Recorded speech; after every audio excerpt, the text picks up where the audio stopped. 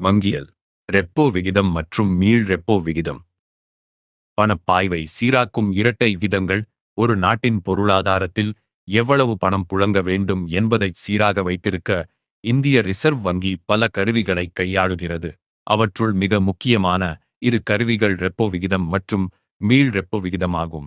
பணத்தின் அளிப்பை கட்டுப்படுத்த இந்திய ரிசர்வ் வங்கியால் மேற்கொள்ளப்படும் இந்த கருவிகளே பொருளாதாரத்தின் பணப்பாய்வை நிர்ணயிக்கின்றன. இந்த இரண்டு விகிதங்களுக்கும் இடையே ஒரு முக்கியமான தொடர்பு உள்ளது. அதாவது ரெப்போ விகிதம் எப்பொழுதும் மீள் ரெப்போ விகிதத்தை விட அதிகமாகவே இருக்கும். இந்த இரட்டை விகிதங்களின் செயல்பாட்டை ஆழமாக புரிந்து கொள்வது தேர்வுக்கு மிக அவசியம். ரெப்போ விகிதம் என்றால் என்ன? வணிக வங்கிகளுக்கு மைய வங்கியானது குறுகிய கால கடன் வழங்கும் பொழுது விதிக்கும் வட்டி விகிதமே ரெப்போ விகிதம், அதாவது ரீப்போ ரேட் எனப்படுகிறது.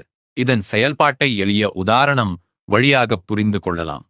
ஒரு வணிக வங்கிக்கு நிதி பற்றாக்குறை ஏற்படும் பொழுது அந்த வங்கி தன்னிடம் உள்ள பத்திரங்களை ஈடாக வைத்து இந்திய ரிசர்வ் வங்கியில் கடன்களை பெறும். அந்நிலையில் ரிசர்வ் வங்கி விதிக்கும் வட்டி விகிதமே ரெப்போ விகிதம் எனப்படுகிறது. அதாவது வங்கிகளுக்கான வங்கியாக ரிசர்வ் வங்கி செயல்படும் போது அது வசூலிக்கும் வட்டியே இது ரெப்போ விகிதம் எனப்படுகிறது. ரெப்போ விகிதம் பொருளாதார நிலையை பொறுத்து மாறுகிறது.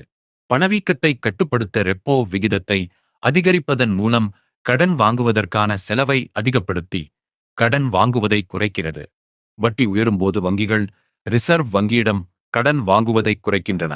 இதனால் சந்தையில் பணப்புழக்கம் குறைந்து பணவீக்கம் கட்டுப்படுகிறது. மாறாக பணவாட்ட சூழ்நிலையில் ரெப்போ விகிதம் குறைக்கப்பட்டு கடன் வழங்குதல் அதிகரிக்கப்படுகிறது. இவ்வாறு விகிதத்தை உயர்த்தியும் தாழ்த்தியும் ரிசர்வ் வங்கி பண அளிப்பை சீராக்குகிறது. நெக்ஸ்ட் மீள் ரெப்போ விகிதம் என்றால் என்ன? வணிக வங்கிகளிடமிருந்து வாங்கும் கடனுக்கான இந்திய ரிசர்வ் வங்கி கொடுக்க விரும்பும் வட்டி விகிதமே மீள் ரெப்போ விகிதம், அதாவது ரிவர்ஸ் ரெப்போ ரேட் எனப்படுகிறது.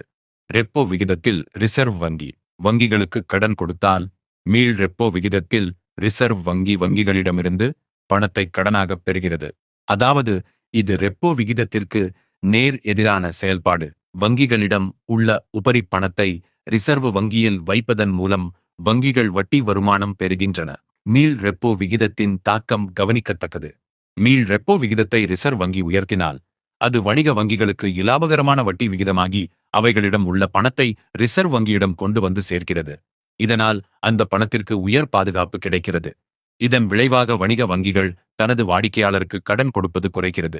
ஏனெனில் பணம் ரிசர்வ் வங்கியில் பாதுகாப்பாக வட்டியுடன் இருக்கும்போது அதை வெளியில் கடனாக கொடுக்கும் ஆர்வம் குறைக்கிறது. இது இயற்கையாகவே வாடிக்கையாளர்களுக்கு வழங்கப்படும் கடனுக்கான வட்டி விகிதத்தையும் உயர்த்தும். இவ்வாறு மீள் ரெப்போ விகிதம் வங்கிகளின் கடன் வழங்கும் போக்கை மறைமுகமாக கட்டுப்படுத்துகிறது. இவ்வாறு ரெப்போ விகிதமும் மீள் ரெப்போ விகிதமும் ஒன்றுக்கொன்று நேர் எதிரான, ஆனால் ஒன்றையொன்று நிறைவு செய்யும் இரு கருவிகளாக செயல்படுகின்றன. ரெப்போ விகிதம் வங்கிகள் ரிசர்வ் வங்கியிடம் கடன் வாங்கும் செலவை நிர்ணயித்தால், மீள் ரெப்போ விகிதம் வங்கிகள் தங்கள் பணத்தை ரிசர்வ் வங்கியில் வைக்கும் ஊக்கத்தை நிர்ணயிக்கிறது. ரெப்போ விகிதம் எப்போதும் மீள் ரெப்போ விகிதத்தை விட அதிகமாக இருக்கும் என்ற கொள்கையையும் இவ்விரு விகிதங்களின் தலைகீழான செயல்பாட்டையும் தெளிவாக நினைவில் கொள்வது தேர்வுக்கு பெரிதும் உதவும்.